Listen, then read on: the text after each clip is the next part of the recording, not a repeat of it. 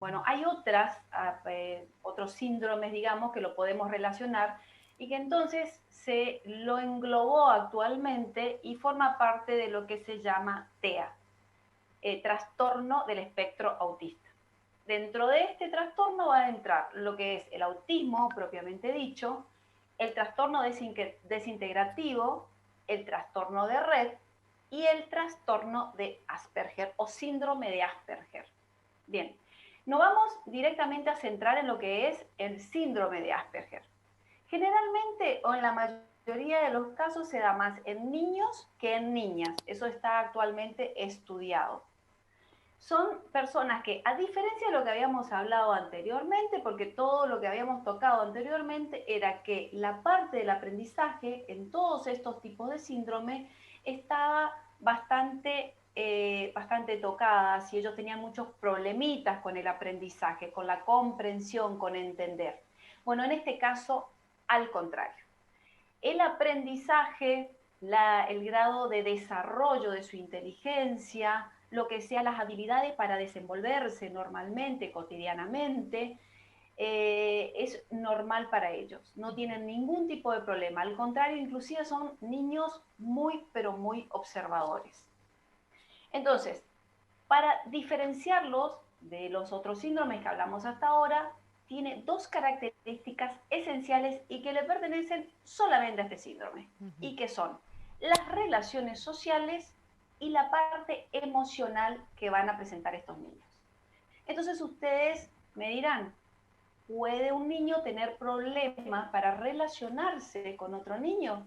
¿O puede un niño no comprender la parte emocional o tener problemas para expresarse? Estos niños lo tienen. Yo quisiera remarcar acá una cosita, que como siempre digo, ¿no es cierto?, la parte nuestra de la cabecita, de nuestro cerebro, que dirige todo lo que es nuestro cuerpo, el niño nace con una cosa que va a aprender y con habilidades que las tiene adquiridas. Una de ellas, y que es directamente porque sale innato al ser humano, por ejemplo, cuando el bebé empieza a comer, no importa con qué manito agarre la cuchara, el movimiento lógico que va a hacer el bebé es la cuchara a la boca. Esto siempre, sí o sí, se da porque es algo que el cerebro manda y automáticamente la criatura lo realiza. Si pasa, por ejemplo, los casos de ACV, se pierde esto y se tiene que volver a enseñar, a reeducar a esa persona para que lógicamente pueda hacer esto, ¿no es cierto? El acto de poder comer. Estos niños van a padecer esta problemática, por así decirla. Las relaciones, el de primer área, el de las emociones. Las relaciones sociales. Ellos tienen muchos problemas para relacionarse con sus pares porque lo que no tienen establecido son las reglas sociales. No saben respetar turnos. Es decir, por ejemplo, siempre hablamos que estamos hablando de niños que van de los 0 a los 6 añitos. Cuando empiezan a ir al preescolar, supongamos la seño hace una cola y les dice a ellos que tienen que orientarse uno tras de otro. Bueno, este niño no va a orientarse uno tras de otro, va a salir inmediatamente de la fila y va a jugar el juego que la seño seguro va a proponer. Tal vez los amigos se quejen y él no va a entender por qué los compañeritos se quejan de esto. Porque realmente lo que él no entiende es que porque tiene que esperar y porque no puede jugar. Él lo quiere ya. Generalmente son niños que se llevan mejor con niños de menor edad o con niños de mayor edad. Y muchas veces lo que se suele hacer es que estos niños trabajen con niños de menor edad y como así decir, jueguen con ellos. Porque el lenguaje de ellos es muy rico, la parte de ellos de hablar es muy rica, la comprenden, la entienden, y entonces pueden jugar perfectamente con los niños más chicos. Con los niños más grandes, al contrario, son los niños más grandes los que lo entienden, los que tratan de comprenderlo. Entonces también se siente incluido. Pero los de su misma edad, como él habla de una manera que no lo entienden, lo hacen a un lado. Son niños que tienen una inteligencia por lo general por encima de la normal. Y lo que tienen en sí es que hablan con una manera verborrágica, es decir, una manera muy rápida, generalmente del mismo tema, con un modo, con una entonación y una voz muy, muy alta y que por ahí cansan. Y podríamos decir, uno dice, pero alguien lo puede padecer. Y bueno, voy a dar dos ejemplos de personas que han tenido y que tienen este síndrome y que, por ejemplo, es Billy Gay y Steven Spielberg. Y en cuanto a las emociones, el otro área que tampoco ellos la tienen incorporada, ellos no saben expresar. No quiere decir que no sientan, no saben expresarse. Entonces, cuando se acerca un compañerito, ellos no saben que por ahí el compañerito se cayó y que se lo puede alzar al compañerito, entonces lo dejan, porque para ellos está bien si llora. No entienden esa expresión del niño, ni el llanto, ni la risa, ni el humor. No entienden las risas, el comentario. Y tienen dos cosas muy positivas. Son súper sinceros y no saben mentir. Esto por un lado cae bien a mucha gente, y por otro no son simpatizantes de sus amiguitos y sobre todo cuando son chiquitos y por ahí cuando quieren ocultar algún juguete lejos del aceño, ellos enseguida van a descubrir y van a decir dónde está, por supuesto, ese objeto. ¿Por qué? Porque, vuelvo a repetir, no sabe mentir.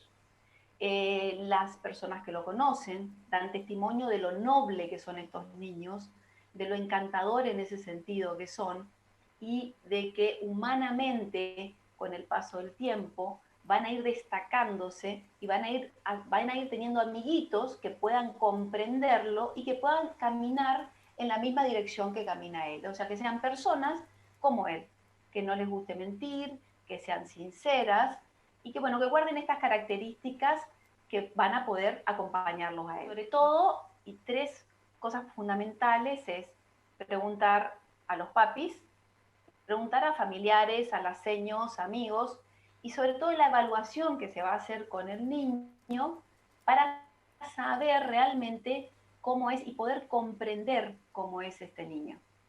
En este enfoque, lo que hay que resaltar es que las pruebas básicamente van a tener que estar destinadas a pruebas de inteligencia, de aprendizaje, de aptitudes, donde ellos más se destacan y de razonamiento.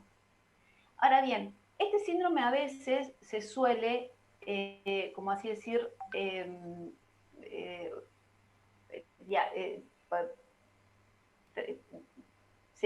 semejanza o parecerse a trastornos mentales.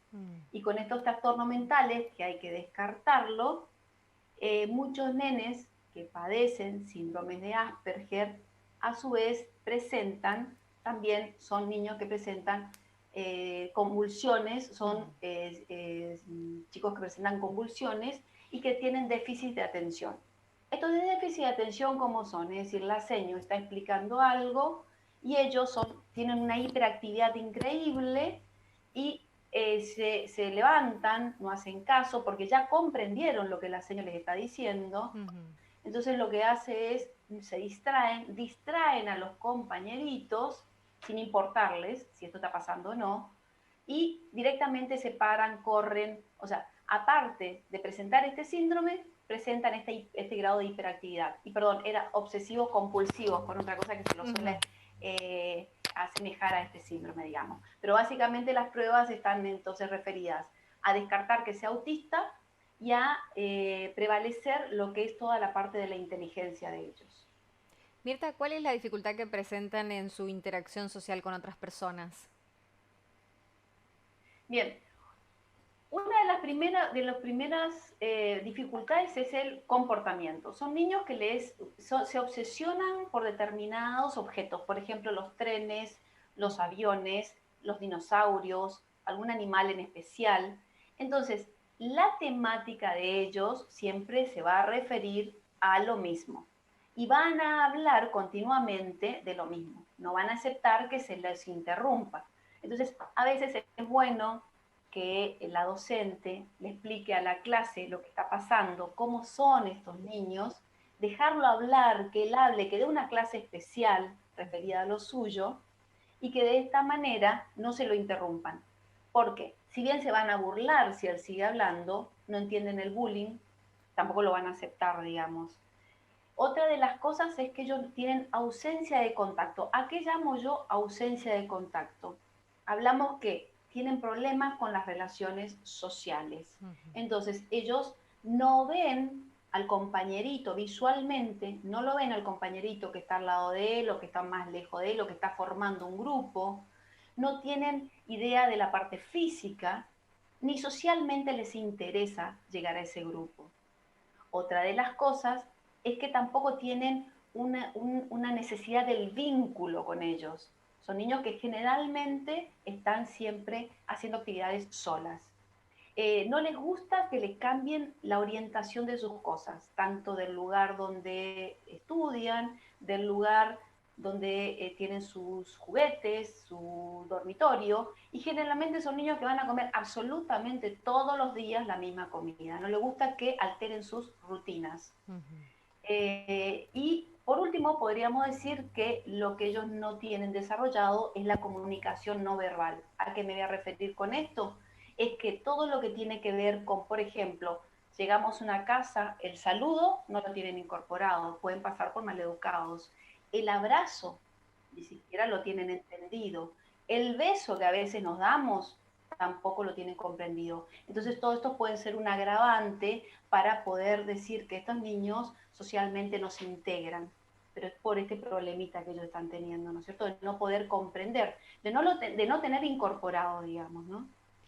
Específicamente la psicoeducacional, que Ujú. los niños sí o sí necesitan de un psicólogo o un psiquiatra los primeros años de vida para que ellos puedan entender lo que les está pasando por dentro, para que se puedan conocer por dentro, para que les expliquen cómo es su cuerpito, cómo deben reaccionar, cómo deben hablar. Esa es una de las primeras cosas. Después, el desarrollo de las que se llaman conductas, es decir, cómo puede trabajar el niño con sus compañeritos, cómo puede hacer para llegar a respetar algún día esas reglas que si bien son impuestas, son reglas que nos orientan y nos ayudan dentro de la convivencia y son necesarias.